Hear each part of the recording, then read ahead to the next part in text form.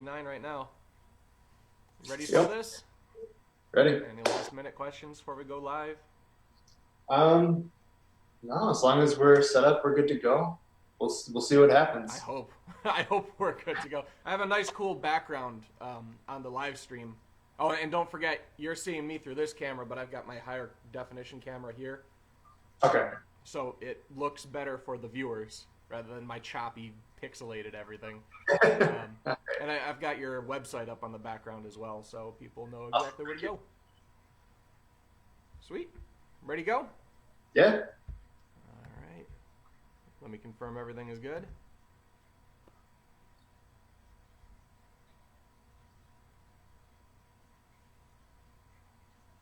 Everything is so slow.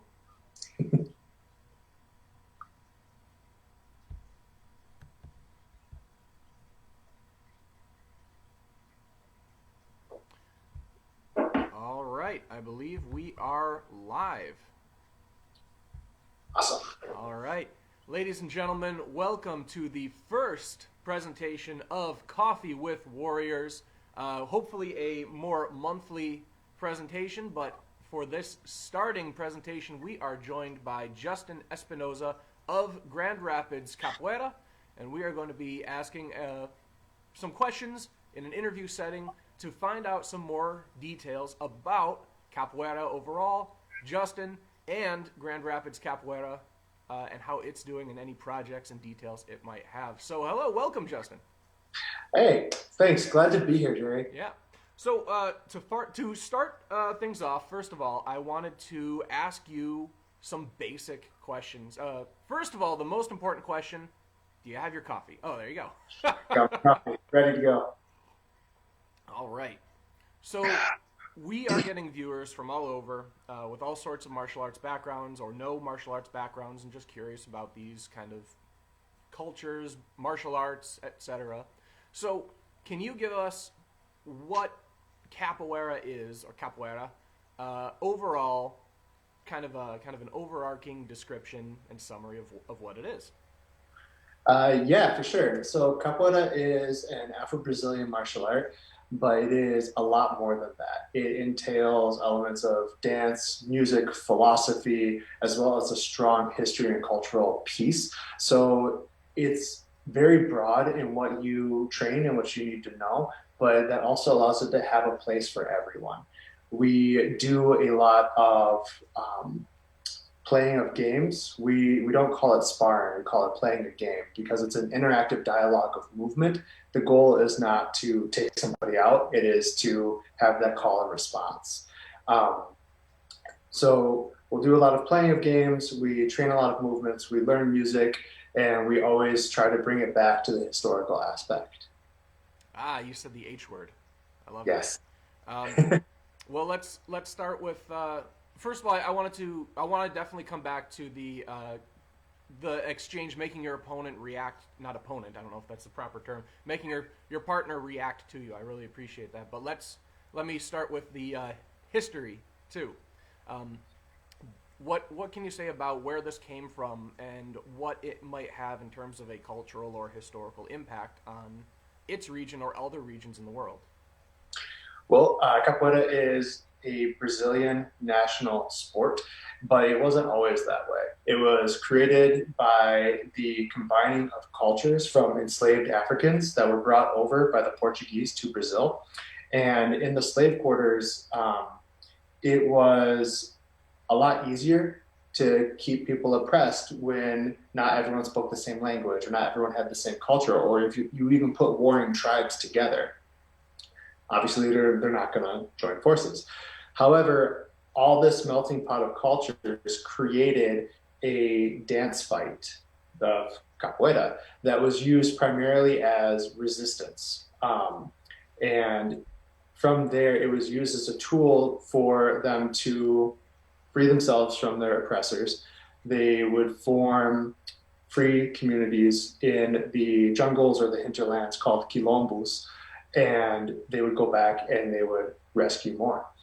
From there, it went and after slavery was abolished, it became more of a like gang related activity where capoeiristas, they had military experience due to a war where they were sent to go fight.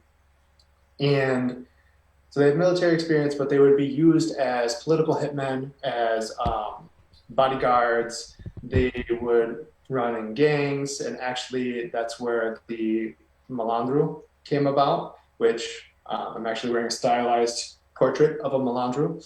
Um, so there was a big stigma for a long time, and it was illegal until the 1930s when Mestre Bimba um, created the first brick and mortar academy. But in true capoeira fashion, he didn't call it a capoeira school. He called it the regional fight of Bahia. So it wasn't capoeira; it was the regional fight. Um, and did presentations to the government, and it became legalized, and more academies started to open, with Mestre Pastinho opening the first Capoeira Angola Academy. And those are two styles, two branches, we'll say, of capoeira. And then from there, it started to grow and revive, and it spread throughout the world. Would you say that it spread into particular regions of the world more readily or more willingly than others?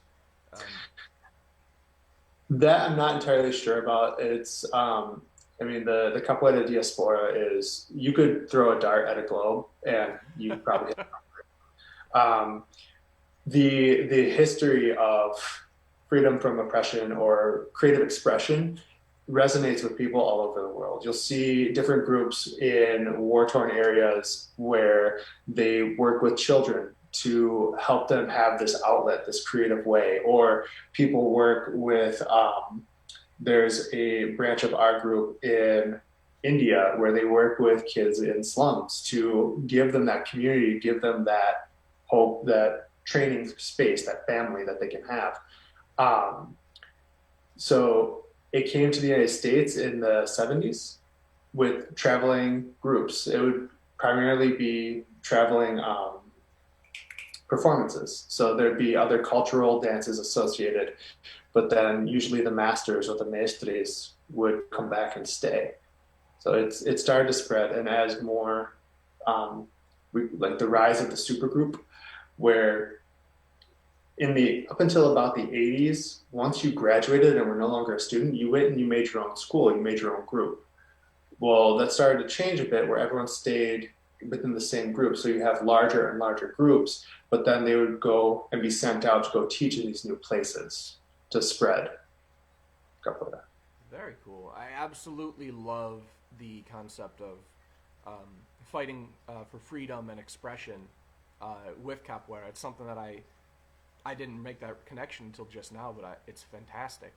I do want to point out for anyone watching, make sure that you ask your questions in the comments as early as you can.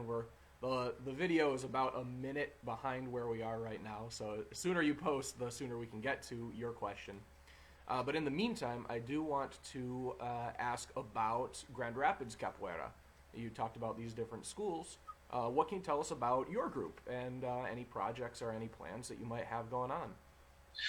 Yeah, well, Grand Rapids Capoeira is kind of a revival. My wife and I, we trained together. We started at Grand Valley State University long before we were dating or anything. But we trained together. There was a large group in the Grand Rapids metro area. So we trained in Grand Rapids, at Grand Valley, as well as over in the Lake Odessa area. And we moved to the east side of the state for a while. And in 2016, January of 2016, I officially restarted Grand Rapids Capoeira after we had moved back. So we've been doing classes for, it's 2021, 5 years now. And with that, we've had some steady growth of students. We've had a few events, a few promotion ceremonies here in Grand Rapids, and upcoming projects. We're working with Northview Community Education. We've got upcoming kids classes, so sessions for kids, and we're going to have a promotion ceremony for the kids at the end of it coming in April. We'll be outside for right now, masked up until all the shenanigans is done. And other than that, just trying to work through some online courses and seeing what comes next. So with Capoeira, it's all about adaptation, committing without commitment. And I'm trying to see how all the stuff that we've been doing throughout this pandemic can relate to what we do next and how we can move forward. So more virtual events, even though we can be in person. I've trained more with my master out of France than I have ever this past year because I can connect with Zoom and be in Paris for the day. So how can we take those learnings, take those things and move them into a post-pandemic world? I absolutely love that. I was actually going to ask how you have been handling the situation of the world, but it sounds like you've been doing just fine. Uh, We've been working on it. I mean, obviously, with training, capoeira is very much a partner work martial art, right? It's a dialogue of play and game. And so I'm trying to move the sun just came that's out. fine. It looks all right. There we go. All right, we'll just leave it a little. But it is a partner work of action and reaction. So when you don't have that other person, it can be a little bit hard for people to want to train and be motivated. In the nicer months, we're coming up to spring here, but in the nicer months, we would go and we would train outside, which is nicer because you could see people, we're able to be distance and train. The winter months when we do Zoom, it's a little bit harder because some people don't necessarily have the space to be able to do these movements well. I did try to make some videos early on in the pandemic when we all thought this was going to last like 2 months, where I would do sequences under my kitchen table, or I would give them movements they had to do up and down the hallway to play with that space. But yeah, so we've been doing digital events. We did a digital promotion ceremony called the Bachizado, which to my knowledge was the second one this year. So probably the second one ever, but we've been trying to adapt. It's been going all right, but nothing's ever perfect. So just tweaking and moving forward. So for a student brand new to capoeira, no knowledge, comes in, wants to take one of the introduction classes, what can they expect? What are some things that they'll learn, fundamentals, foundational concepts that they would learn from a class on capoeira? Yeah, so brand new people, we accept new folks at any time. You don't need any experience to pop into class. The first thing that you will learn is our basic movement. I guess you'd call it our stance, called Ginga, which means to sway. And it's basically a lunge, a squat, and a lunge to the other side. And you just keep going back and forth, back and forth. So that's the foundation that we build everything else off of. And that's what you'll learn first. And if we do a free introductory course that you come to, we'll start off with some more simple movements, and it'll be a challenge, but we make sure that we have a progression that you can follow. So here's step one of the movement. You're comfortable with this, we move on to step two, step three. Like we do cartwheels. Every free intro class, we always do a cartwheel. We call them an au. There's level 1, 2, and 3. So everyone can do a cartwheel in 30 seconds. I've had people laugh at me, but those same people did a cartwheel in 30 seconds. So you don't have to do this big, beautiful thing. You don't even have to leave the floor to do an au in capoeira. So we focus on that and try to meet them where they're at. If they come during a normal class, every month we do a theme that we wrap our content around. So if you come and it's the beginning of the month, we're just starting with this new theme of movement or way of playing, and you'll be able to continue that training throughout the month. So it's not like it's just whatever I feel like teaching that day. Oh, very cool. So where can students go? What directions can they take after they kind of, I suppose you'd say, master or are comfortable with the foundations? Are there some more advanced techniques? Are there different schools? What are some paths they can go on? Yes, all the paths ever. So, for example, like I said at the beginning, there's music, philosophy, history. There's everything. So if you're not the most physically skilled person out there, there are advanced movements that you can do that are based off of the foundational movements. But I'm not going to expect a 40-something-year-old to start flipping around. If they want to, sweet, I will teach them. If they don't want to, I'm not going to force them. Maybe they would rather learn music and become really well versed at the berimbau, the instruments you see behind me. Um, Great, that's just as important. Or you want to really study up on the philosophy and the history, which will make you a better player up here, which is also very important. So you can go visit other groups to play in, we call them rodas. It's a circle with instruments where you play games with other people, and you can go visit other schools and train with them or play in their rodas to get more exposure to different people and different experiences. So the paths are many, which kind of makes it interesting when it comes to ranking because we don't have a set test. It's different person to person. That's very cool. I'm glad that you brought up some of the instruments and equipment. My own personal experience with capoeira was incredibly minimal. Usually, when I was in college at GVSU, I'd see the group over there moving and hear the music, and that was about it. But the thing that definitely stuck out in my mind was all these unique looking pieces of equipment. I was wondering if you could tell us about some of the equipment used in capoeira, some of your favorites, and how they're used. Yeah, of course. We'll start off with the instruments. I don't have an atabaki with me, but it's like a big conga drum. So that's part of what's called the bateria or the band, right? We also have a pandeiro or a tambourine. Sorry, I tried to get it. There we go. The main difference between this and a tambourine is that the cymbals here are made into a clamshell instead of splaying out like you would see on the tambourine. And then we have the berimbau, which is this. So we have the gourd is hollowed out. It serves as an amplifier. It's attached via string to the what looks like a bow.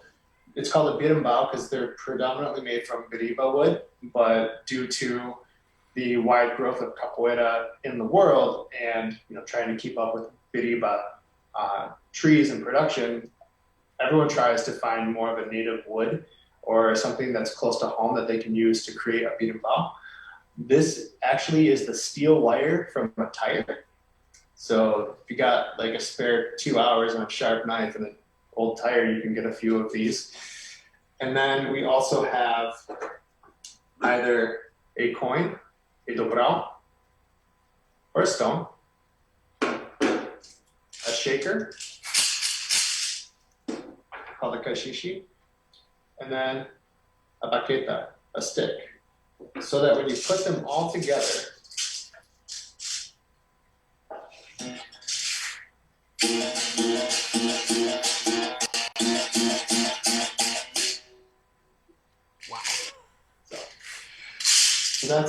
this is the main instrument in capoeira, and this instrument leads the rodas, and whatever rhythm is playing, that's how the capoeiristas need to play. So this dictates what goes on in the roda. Because I'm speaking with the Swords Academy here, the museum, at the bottom, if you kind of notice that it's a peg shape here, it wasn't always like that. In fact, that is the civilized version. Before, it would be more of a point, better for stabbing.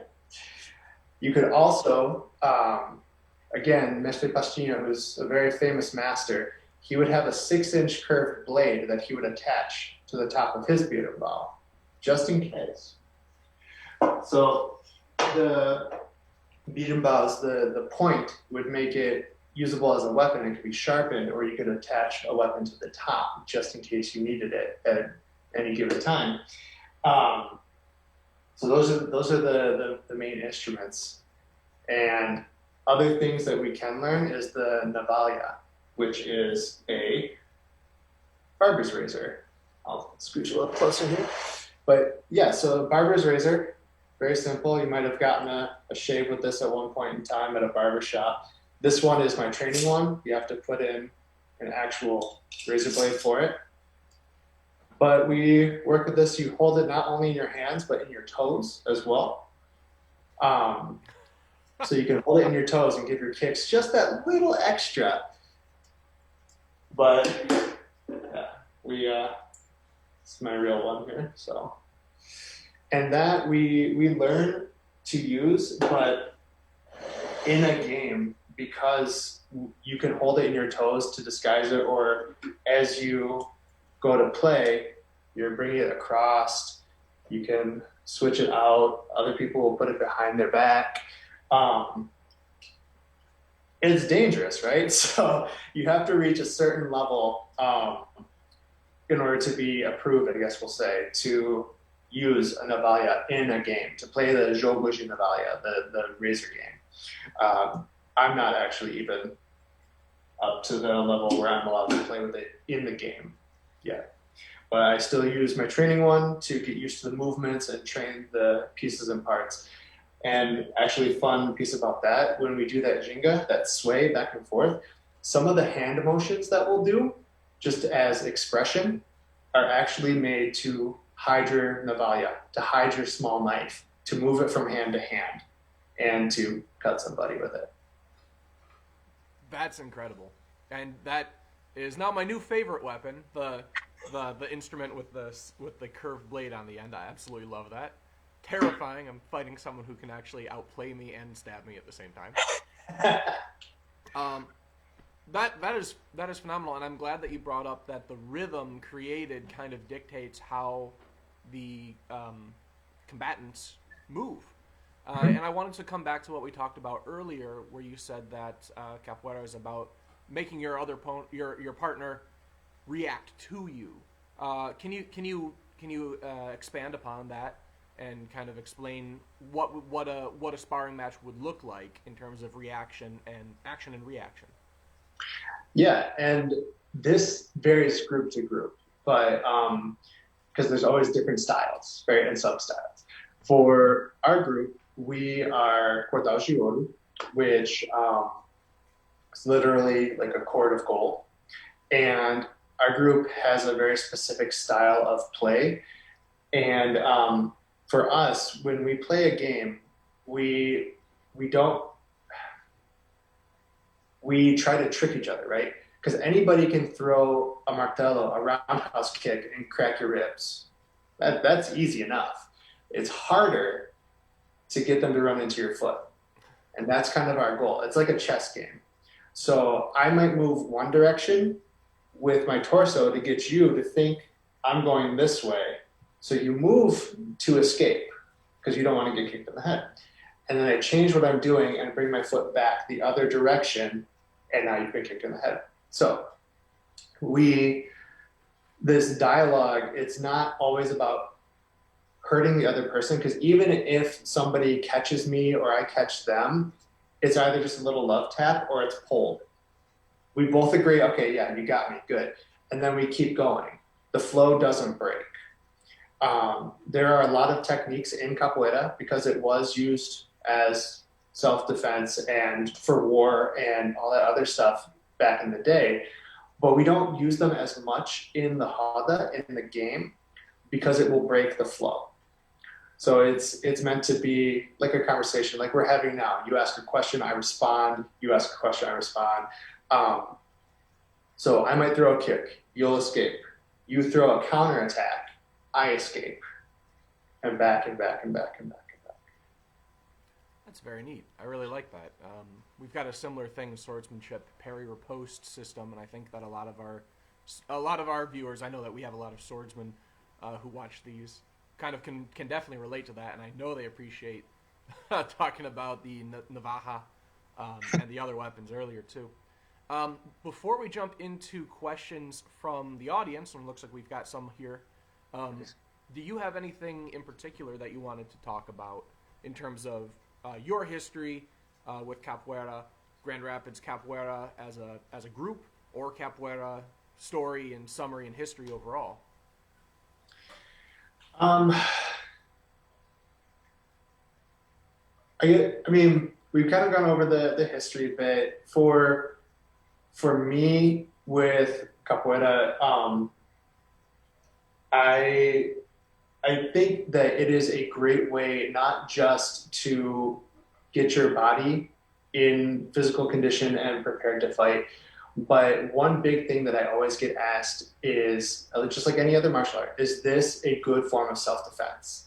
And I will always answer yes, but it's not a good form of self-defense like you would expect, right? It's not like Brazilian Jiu-Jitsu where if somebody comes at you, you choke them out in 30 seconds and then you run. Um, Capoeira wasn't able to be in that environment, right? It's the martial art of the enslaved and oppressed, those who were viewed as the dregs of society. So they didn't have the resources to form a battle line and just go.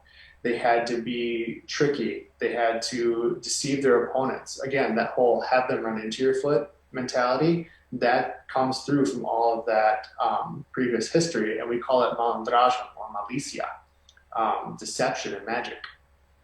And with that, the self-defense aspect of capoeira, yes, you can hurt somebody with this.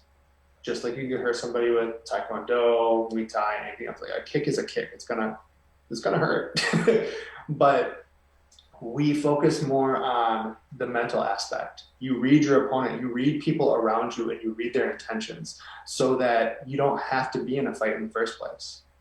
You're not in a bad situation in the first place.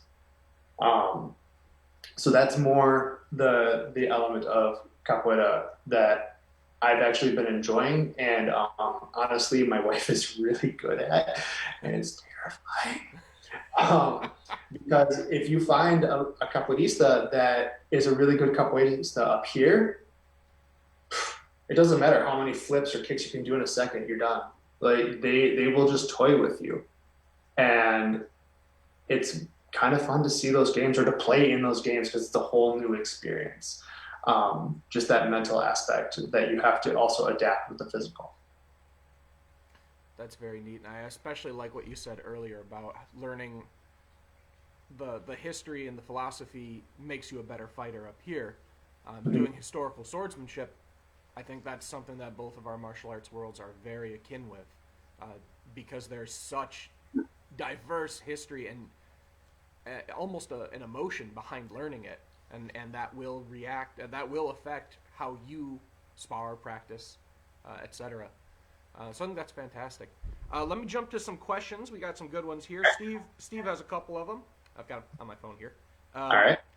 First of all, is your online content still available, or are your classes live exclusively if someone wanted to get into it? We do have live classes right now via Zoom if somebody wanted to get into it. There is a free introductory course out there, and there's a link on our website. I'm currently in the works of changing that around a bit, so I'm going to refresh that course. And my sincerest hope is to have that done sooner rather than later. I'm not going to put a timeline on it. My students have heard me trying it out for a while now. But yeah, we will be doing on-demand online content that you can purchase as a course and retake and reuse. Gotcha. He also asked if there was, we already talked about certain weapons. I knew that we'd have comments like this. Are there any other weapons in terms of items or things that one would hold or use in capoeira? Or if there aren't too much more, if you could go over the names of the items that you talked about earlier as well, real quick, for quick reference. Yeah, so main weapons in capoeira are small concealable knives because, again, you want to hide it, and it's part of the deception, right? You don't just walk in with a big old claymore and hope for the best. You have something in your pocket so somebody confronts you. Well, first you run away, and if they chase you, then you turn around and you stab them in the belly because they didn't know you had a knife. Yeah, it's really shady, but yeah. So again, this is called a navalha. I'll just put that a little bit closer. Again, just a straight razor, barber razor. But even a song, because the songs that we sing either teach the history, go over a cultural aspect, or serve as instruction or warning. And one of them is Mas a navalha que tá no meu bolso, cortou, deixa cortar, which is, there's a navalha in my pocket, it comes out to cut. It comes out to cut. Like, so you have it in your pocket, you cut somebody with it, and you put it back in your pocket, and you're done. Um, so yeah, any small concealable knives. In the Malandro days, occasional small pistols would be hidden on their person, like in their shoe or something, or in their hip, but it wasn't as common. And then we also have a cultural dance that is associated called makulele, where we use two sticks. This is like a warrior dance. So not necessarily like Eskrima or Kali, where, all right, here's how you murder somebody. It's the cultural expression. But you start with sticks and you upgrade to machetes, which is also a weapon of the capoeirista, the facão, the machete. So that's kind of the gist of it with that. And then if you had the beat bow, nowadays people, the thought of using a beat bow as a weapon might give some capoeiristas heartburn because they're hard to get, right? I mean, we've tried to. A lot of people have started to make them on their own and using local woods and gourds and everything else like that. But back when I started, like if you broke a beat bow, well, that stinks. You got to find some way to mail a guy in a back alley in Brazil and hope it makes it over in one piece again. So yeah, the concept of using a beat bow as a weapon, maybe not in today's world. But yeah, so that's the gist. And with the weapons, even though we don't always use them, they're always a part. Like I said, with the hand movements that we have, and then there are other pieces where it's called a chamada or a call, where somebody, it's like a pause in the game almost. But when somebody calls you, they might be back here and nice and big, but you go up and you check their ankle, their knee, and their hip. And you're not necessarily checking to make sure they don't kick you on your way up to meet them. You're checking for weapons.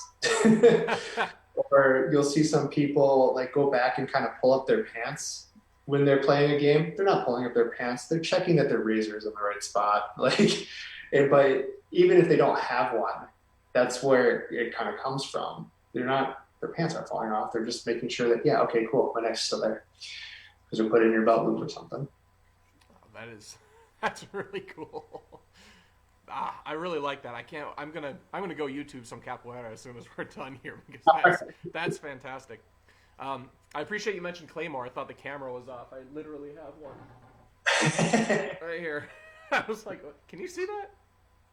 So using the for inspiration. I also appreciate you brought up Kali because we do have a student, Drew, here who asked some questions, and I know his background is Kali, so he's coming from a very unique perspective in terms of multiple martial arts, especially. He has quite a few. So let me see if I can find a good one. He has noticed that a lot of martial arts, I suppose you'd say more traditional Eastern martial arts, have gone down the path of aiming more towards children for classes.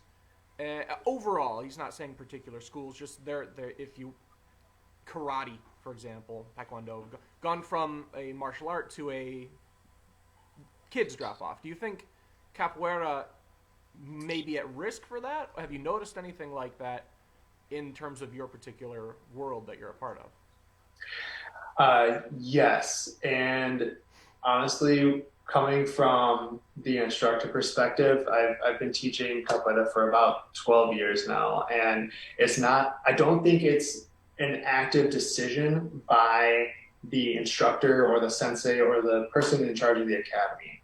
I think it's the culture that we're in that many times I'll receive requests, and I've actually worked at an Asiatic martial arts school as well, but we've always had adult classes, and kids' classes are filled up.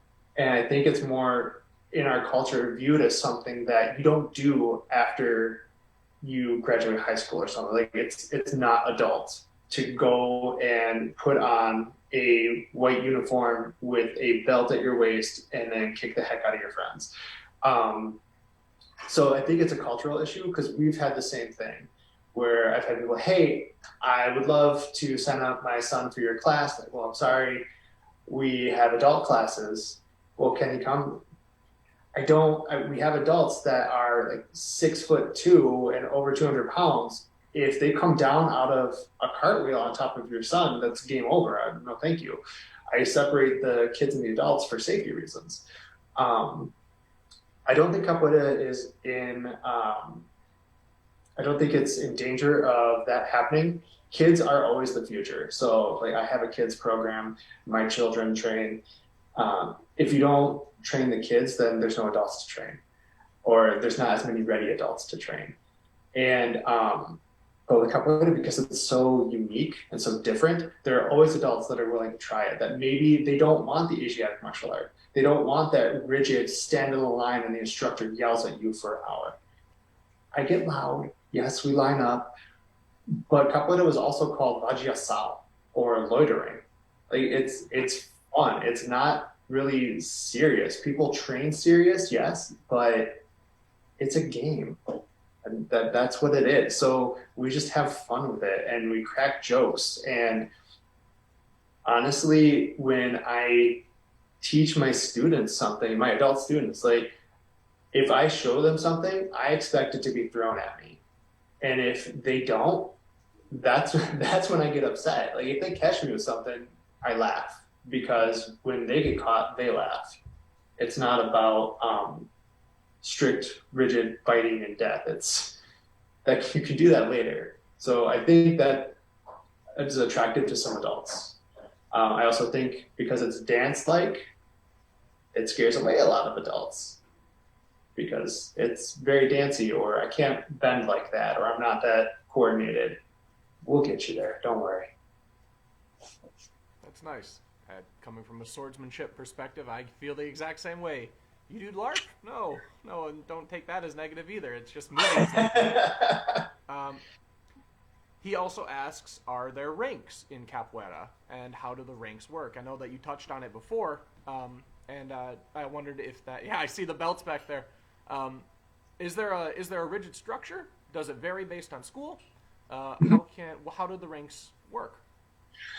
Yeah, I like to joke that because like capoeiristas can't agree on anything. It's an oral tradition, right? So there's not a whole lot, especially because of the way it was originated. There's not a whole lot of records from the early days. There's a lot of people that study it. There are a bunch of people that are getting PhDs in capoeira or capoeira music to study, and their work is amazing and has helped us understand more and more. But each school, depending on your lineage, has a different chord system. So you'll see some where the highest belt is black. Ours, the highest is white. So for our school, we use the colors of the Brazilian flag and go from the outside in. So if you're familiar with the Brazilian flag, it's a field of green with a yellow diamond, a blue circle, and then white constellations and a white bar in the middle that says order and progress. So the first rank is green, then green, yellow, yellow, blue, green, which they don't touch, but I think there was just an additional one in there. Blue, green, blue, yellow, and blue. And those are the student levels. After that, we start to mix it all together, right? So after that, you become a professor, and you have blue, green, and yellow. Then you become a contramestre, literally against master. So it's like just not quite a master, but not a professor or a professor. And that is all four colors. So white, blue, yellow, and green. And then mestre, we have 4 levels where each one contains white, but then you go through the colors again. So white and green, white and yellow, white and blue, and then white. And it takes a long time. Like I said, I've been training since 2005, and I am currently at blue, yellow, or monitor. So my next level would be blue or instructor. And it takes so long because there's so much. The first 2 ranks, it's more based off of how you move and how you play, and are you learning music. Yellow is kind of like that make or break point. It takes between like 5 and 7 years to get there. That's when you are able to play the music, sing songs, help out with the hada, do the movements well. Um, and after that, it's a lot of like how it's a lot of physical effort for very little physical gain, much like any martial art, right? You have the techniques, but now you're trying to perfect and fine tune them, and that takes a lot of hours, a lot of work, and that can be discouraging to some. Um, and then you also need to start teaching and forming your own philosophy about what capoeira is or how you want to approach capoeira. Learn more of the history of the music and the cultural dances associated. Start learning Brazilian Portuguese so that you can understand what the masters are saying when they yell at you. So it takes a while. But yeah, different schools have different ranking systems, different criteria. Even if the colors are the same, they might have different criteria for how they rank up their students. Very cool. Thank you. We are running low on time, so I wanted to ask a final question. If someone wanted, or first of all, let me ask you, is there anything else that you wanted to cover? I'm sure there's a ton more to what capoeira is than just what we could cover in today's presentation. Any final thoughts or words or topics you wanted to bring up? I guess the biggest two pieces that I would like to reiterate is that capoeira is what you want it to be, right? It is an art form. It is a martial art. It is a dance. It is a form of expression. It is history. It is philosophy. It is music. So no matter what you want to get into, capoeira has something for you. And your instructor, whether it's me or somebody else that you find near you, they will help you get there. And they will guide you down that path to whatever area that you would like to focus on more. And the other part is that since we're talking a little bit about weapons too, again, I tell my kids students this all the time. Like, what is the best weapon a capoeirista has? And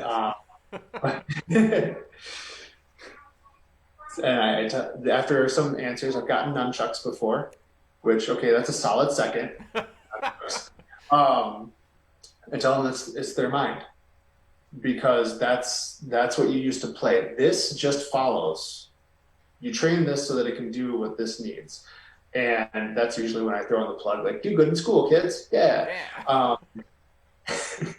But so the mind is the most important weapon you can have in capoeira. Everything else flows from that.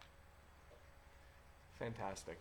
All right, final question. If anyone wanted to join Grand Rapids Capoeira, what can they do to become a part of this?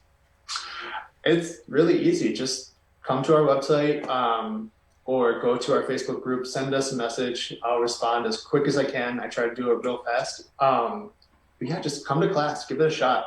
Right now is a great time because we're in Zoom, and I know sometimes there's a comfort level with people, but on Zoom, I spotlight myself so everyone can see what I'm trying to teach you. So nobody will see you doing anything except for me, which I need to help correct you.